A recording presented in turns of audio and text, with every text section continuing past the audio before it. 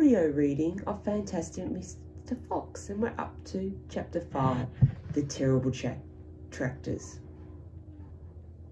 As the sun rose the next morning, Boggis and Bounce and Bean were still digging. They had dug a hole so deep you could have put a house into it, but they had not yet come to the end of the fox's tunnel. They were very tired and cross. "Dang and blast," said Boggis. "Whose rotten idea was this?" "Bean's idea," said Bunce. Boggis and Bunce both stared at Bean. Bean took another swig of cider, then put the flask back into his pocket without offering it to the others. "Listen," he said angrily.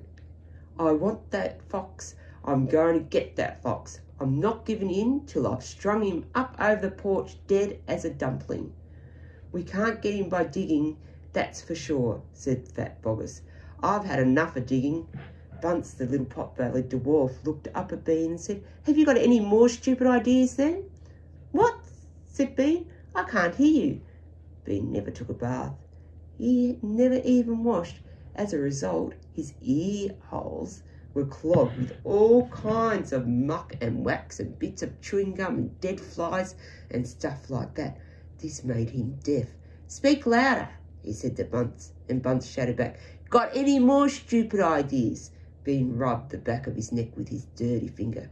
He had a boil coming up there and it itched. What we need on this job," he said, "is machines.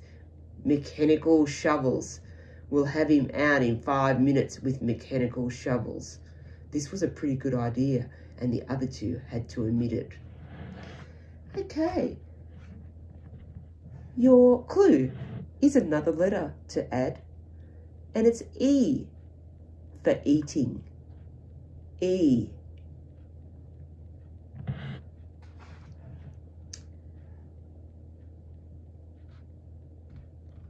This was a pretty good idea, and the other two had to admit it. "All right then," Bean said, taking charge. "Boggis, you stay here and see the fox doesn't escape.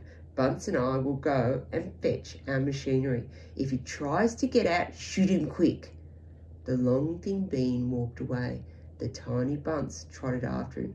The fat Boggis stayed where he was with his gun pointing at the fox's hole. Soon 2 enormous caterpillar tractors with mechanical shovels on their front ends came clanking into the wood. Bean was driving one, Bunce the other. The machines were both black. They were murderous, brutal-looking monsters.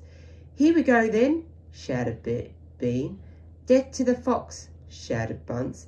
These machines went to work, biting huge mouthfuls of soil out of the hill. The big tree under which Mr. Fox had dug his hole in the first place was toppled like a matchstick. On all sides, rocks were sent flying and trees were falling, and the noise was deafening. Down in the tunnel the foxes crouched, listening to the terrible clanging and banging overhead. "What's happening, Dad?" cried the small foxes. "What are they doing?" Mr. Fox didn't know what was happening or what they were doing. "It's an earthquake," cried Mrs. Fox. "Look," said one of the small foxes, "our tunnel's got shorter. I can see daylight." They all looked round, and yes, the mouth of the tunnel was only a few feet away from them now, and in the circle of daylight beyond, they could see the 2 black tractors almost on top of them. "Tractors!" shouted Mr. Fox, "and mechanical shovels. Dig for your lives! Dig, dig, dig!" That's the end of Chapter 5.